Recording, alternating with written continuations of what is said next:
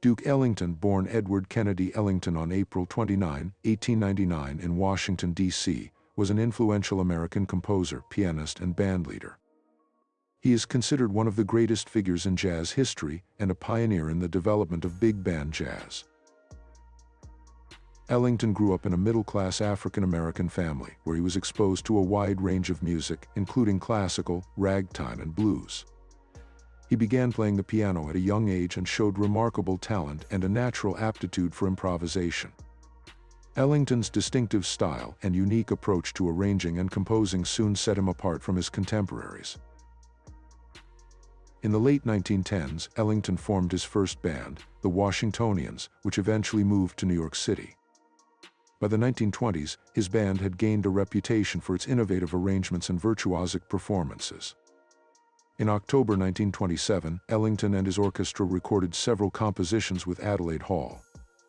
One side in particular, Creole Love Call, became a worldwide sensation and gave both Ellington and Hall their first hit record. Miley had composed most of Creole Love Call and Black and Tan Fantasy. An alcoholic, Miley had to leave the band before they gained wider fame. He died in 1932 at the age of 29, but he was an important influence on Cootie Williams, who replaced him. Ellington's film work began with Black and Tan, 1929, a 19-minute all-African-American RKO short in which he played the hero Duke. It is the first film to feature Duke Ellington and his orchestra performing as a jazz band, and was also the film debut of actress Freddie Washington. The film is thought to express the emergence of African-American artists in New York City during the Harlem Renaissance. He also appeared in the Amos and Andy film Check and Double Check, released in 1930, which features the orchestra playing Old Man Blues in an extended ballroom scene. That year, Ellington and his orchestra connected with a whole different audience. As the Depression worsened, the recording industry was in crisis, dropping over 90% of its artists by 1933. Ivy Anderson was hired as the Ellington Orchestra's featured vocalist in 1931. She is the vocalist on It Don't Mean a Thing, If It Ain't Got That Swing, 1932, among other recordings. Include Mood Indigo 1930, Sophisticated Lady 1933, Solitude 1934, and In a Sentimental Mood 1935. Symphony in Black, also 1935, a short film, featured his extended piece A Rhapsody of Negro Life.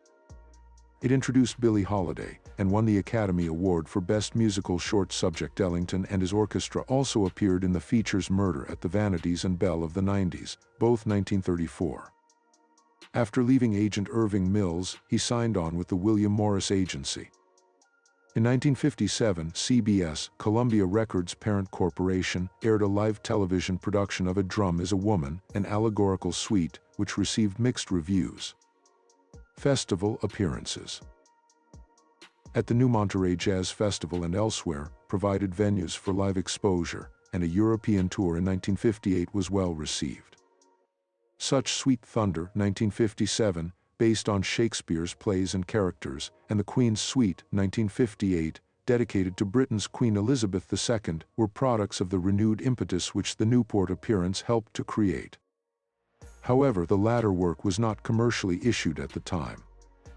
The late 1950s also saw Ella Fitzgerald record her Duke Ellington songbook, Verve, with Ellington and his orchestra, a recognition that Ellington's songs had now become part of the cultural canon known as the Great American Songbook. Around this time, Ellington and Strayhorn began to work on film scoring. The first of these was Anatomy of a Murder, 1959, a courtroom drama directed by Otto Preminger and featuring James Stewart, in which Ellington appeared fronting a Roadhouse combo. Film historians have recognized the score as a landmark, the first significant Hollywood film music by African Americans comprising non-diegetic music. Anatomy of a Murder was followed by Paris Blues, 1961, which featured Paul Newman and Sidney Poitier as jazz musicians. For this work, Ellington was nominated for the Academy Award for Best Score. In the early 1960s, Ellington embraced recording with artists who had been friendly rivals in the past or were younger musicians who focused on later styles. The Ellington and Count Basie orchestras recorded together with the album First Time, The Count Meets the Duke, 1961, Then he recorded albums with Lawrence Brown in 1960 and Cootie Williams in 1962. Ellington was shortlisted for the Pulitzer Prize for Music in 1965. However, no prize was ultimately awarded that year. Ellington performed what is considered his final full concert in a ballroom at Northern Illinois University on March 20, 1974. Since 1980, that ballroom has been dedicated as the Duke Ellington Ballroom. Beyond his musical accomplishments, Ellington was also a prominent figure in the civil rights movement.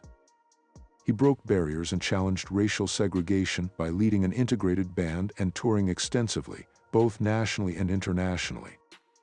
Ellington's success and influence helped pave the way for future generations of African American musicians. Duke Ellington received numerous honors and awards during his lifetime, including multiple Grammy Awards and the Presidential Medal of Freedom. He continued to perform and compose until his death on May 24, 1974, from lung cancer and pneumonia, a few weeks after his 75th birthday.